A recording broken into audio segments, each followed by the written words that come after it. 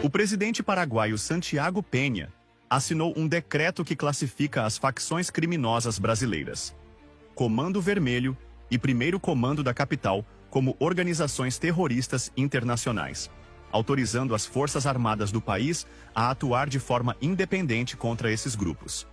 Nesse sentido, ele autorizou as Forças Armadas a utilizar fogo pesado e letal para exterminar essas facções criminosas dentro de seu país e, mais especificamente, na fronteira com o Brasil. A medida, publicada na quinta-feira passada, representa um desafio direto às políticas de segurança do governo brasileiro, liderado pelo presidente Luiz Inácio Lula da Silva, que tem resistido a enquadrar essas organizações sob a lei antiterrorismo. O ministro da Defesa paraguaio, Oscar González, afirmou em entrevista a uma rádio local que o novo enquadramento jurídico permite operações autônomas, sem a necessidade de coordenação com instituições estrangeiras, incluindo o Brasil, declarando: "Agora não precisamos mais coordenar com outras instituições para enfrentar esses grupos." Após o governo do Rio de Janeiro realizar uma operação militar contra os narcoterroristas e as facções criminosas no Rio de Janeiro na semana anterior, que deixou um saldo de pelo menos 117 CPFs cancelados, as facções criminosas começaram a se expandir ainda mais para outros estados, fugindo de mais ações do governo do Rio de Janeiro, que irá realizar mais ações nos próximos dias, e que muitos desses chefes e facções criminosas certamente irão sair do Brasil e irão se esconder em países vizinhos, como por exemplo, o próprio Paraguai. A decisão surge no rescaldo dessa mega operação policial no Rio de Janeiro, em 24 de outubro, que destacou a expansão transfronteiriça dessas facções. De acordo com o decreto, há evidências suficientes da presença operativa do Comando Vermelho e do Primeiro Comando da Capital no território paraguaio, onde eles utilizam o país como base para tráfico de drogas, lavagem de dinheiro e armazenamento de armas, ameaçando a soberania nacional. González enfatizou que a classificação não é meramente simbólica, mas uma mudança prática que habilita as Forças Armadas, a Polícia Nacional e a Secretaria Antidrogas a conduzir ações ofensivas, alinhando o Paraguai com posturas mais rigorosas adotadas por vizinhos como a Argentina. No Brasil, essas facções têm causado devastação generalizada, transformando o crime organizado no maior negócio ilegal do país e uma ameaça existencial à sociedade. Originadas nas prisões nas décadas de 1970 e 1990, o Comando Vermelho e o Primeiro Comando da Capital operam como impérios criminosos, sustentados principalmente pelo tráfico de drogas, mas também por roubo de cargas, latrocínio, fraude, extorsão e lavagem de dinheiro, gerando uma economia paralela estimada em bilhões de reais anualmente. Elas controlam vastos territórios em estados como Rio de Janeiro, São Paulo, Amazonas, Rondônia e Bahia, impondo toques de recolher, cobrando taxas de proteção e fomentando guerras territoriais que resultam em milhares de mortes por ano, exacerbando a violência urbana e rural.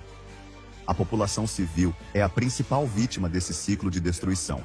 Famílias são dilaceradas por balas perdidas em confrontos, jovens são recrutados à força para o crime, e moradores de favelas e periferias vivem sob constante medo, com aumento de transtornos mentais como depressão e ansiedade. Comunidades inteiras são arrasadas, com o tecido social rompido por uma violência que se infiltra em todos os aspectos da vida cotidiana, desde o comércio local até a educação e a saúde pública. Críticos argumentam que essas facções são indiretamente aparadas e protegidas pelo governo Lula, que resiste à classificação como terroristas, optando por tratá-las como grupos criminosos comuns, e por setores da justiça brasileira, cujas decisões frequentemente resultam na soltura de líderes, ou em atrasos processuais, permitindo a continuidade de suas operações. A expansão internacional dessas facções, incluindo para o Paraguai, reflete falhas no controle interno brasileiro. No país vizinho, elas exploram rotas fronteiriças para escoar cocaína da Colômbia e Bolívia, fortalecendo alianças com cartéis globais e ameaçando a estabilidade regional. Embora haja acordos bilaterais de cooperação entre Brasil e Paraguai para combater o crime organizado, como reforços em operações conjuntas e compartilhamento de inteligência, a nova medida paraguaia sinaliza uma abordagem mais unilateral. Em resposta, o governo brasileiro tem promovido alternativas, como o envio de um projeto de lei antifacção ao Congresso, que cria a figura penal de facção criminosa, endurece penas, prevê bloqueio de bens e estabelece um Banco Nacional de Facções Criminosas. Lula também sancionou leis para proteger autoridades no combate ao crime, enfatizando desarticulação econômica e investigativa em vez de retórica terrorista, que poderia complicar relações internacionais. No entanto, opositores insistem que essa postura perceived de leniência permite que as facções continuem a oprimir a população, com civis arcando com o custo humano de uma violência que destrói vidas e comunidades. A repercussão inclui pedidos de reuniões emergenciais entre autoridades dos dois países, com preocupações sobre incidentes transfronteiriços. Governadores de estados como Mato Grosso do Sul clamam por diálogo para mitigar riscos, enquanto a medida paraguaia pode incentivar outros vizinhos a adotar posturas semelhantes, forçando o Brasil a reavaliar sua estratégia de segurança frente ao legado destrutivo dessas facções.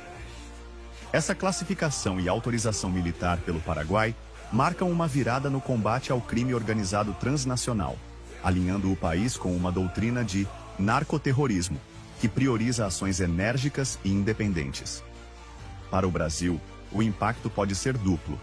Por um lado, pode reduzir o fluxo de drogas e armas pela fronteira, aliviando pressões internas. Por outro, expõe divisões políticas, com a oposição usando o exemplo paraguaio para criticar a suposta leniência do governo Lula.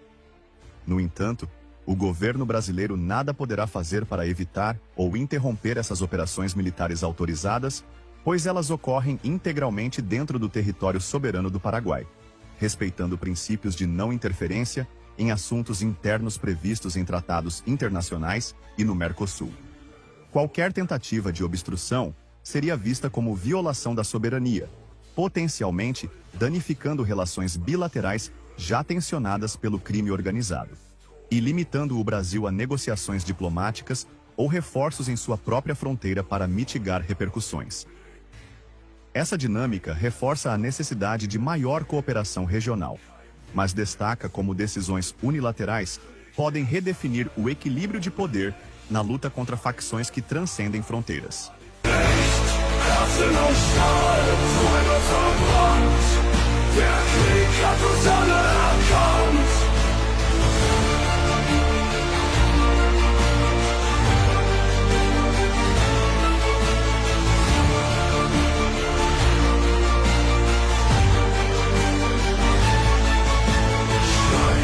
In der Nacht, Maschinengewehr.